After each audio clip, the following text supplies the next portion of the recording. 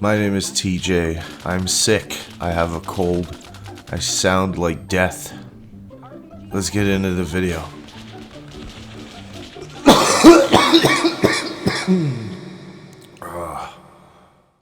Right now, Arma Reforger feels like it only gives you two choices. You either play the more arcadey custom modes, or you jump into the super hardcore milsim side of the servers.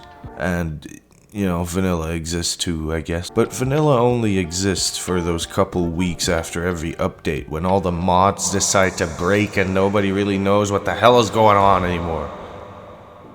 But somewhere in between all that, there should probably be a version of Arma Reforger that does not overcomplicate everything. A place with simpler assets, cleaner systems, and a mod list that just works.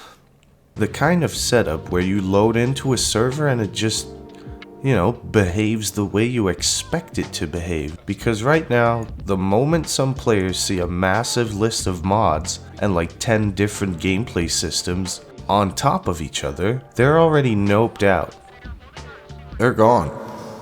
And that's before we even talk about console players, consoles. The place where people are still freezing when a helicopter fires 3 rockets. The same place where downloading a single server overnight like it's a software update from 2004 is normal. Even after the ambitious 1.6 update that was supposed to stabilize things, it's not very stable.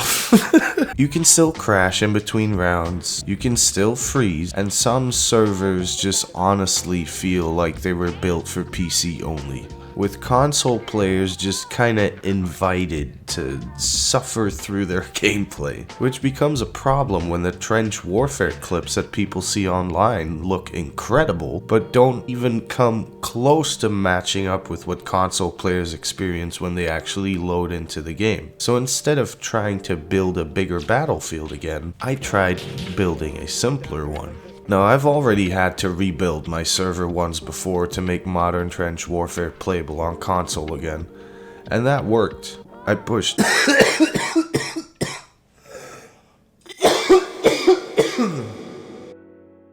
it to 64 players. Nice. I expanded the map beyond just one trench network. I added more movement between combat areas instead of forcing everyone into the single corridor fight all match long. But performance is always the limit on console. So instead of stacking more systems on top of each other, I started removing the ones that weren't actually helping the fight. I think the biggest change of all was the one that we did months and months ago, which was removing arsenal boxes completely. Because if you think about it, arsenal boxes only slow the game down more than people really expect. Because you spawn in, you stand around for at least 10 minutes, building the perfect kit. And by the time you're ready, the front line already moved somewhere else. So instead, the battlefield became the actual supply system. If you want nice attachments, you have to find them. If you want flashy explosives, you'll have to find them. If you want better weapons, you move forward and you take them. Launcher crates carry RPGs, heli crash sites carry stronger ammo, dead players carry whatever they didn't survive long enough to use properly, and even spawning gives you a choice now.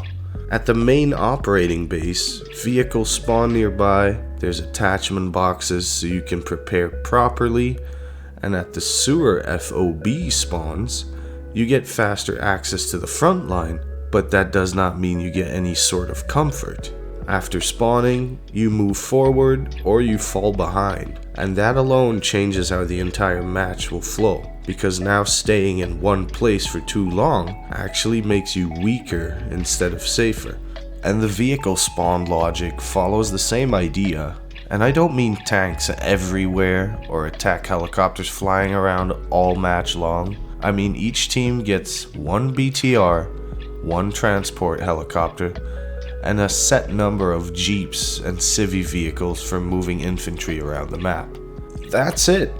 Maybe I'll put a lav in mid or something, I don't know. And when those vehicles get destroyed or abandoned, timer starts and they respawn over time. So the vehicles all stay valuable without turning the battlefield into like a vehicle spam every 5 minutes.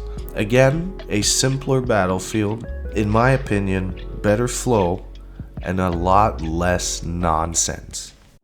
Yesterday we ran one of our Saturday events using a snow version of the map, which is not permanent, of course. That was just for the event, but I can, you know, it's a toggle. It's a one-click toggle, alright? Calm down. And it worked surprisingly well. Everything turns into this white battlefield, you know, visibility changes completely.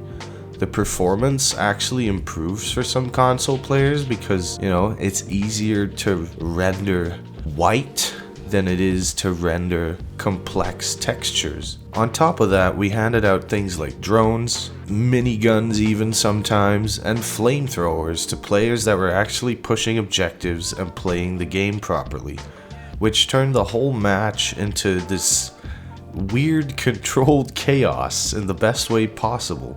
Tree lines were burning, trenches stopped feeling safe, artillery was landing in random places because I have no idea what I'm doing while I'm aiming this thing. And somehow the server still kinda held together with 64 players fighting across the map, which is exactly what I was hoping for. Now with the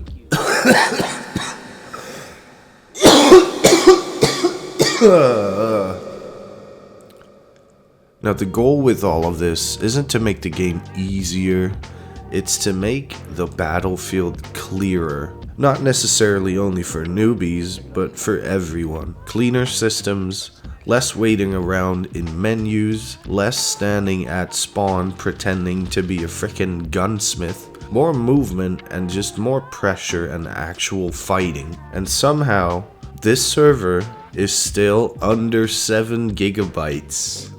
Which means console players can actually play here without locking themselves into a single server forever, which was the goal from the start. So if the version of Arma you've been playing still feels heavier than it needs to be, both EU and US servers are running 24/7. If you want to find us, look up 69th Motorized Dingus Division. Join in, grab what you can find on the front line, and see how the battlefield feels when it's built around performance instead of fighting against it. My name is TJ. I still sound like I'm dying. It's also starting to feel that way a little bit. Thank you for watching, and I'll see you guys in the next one.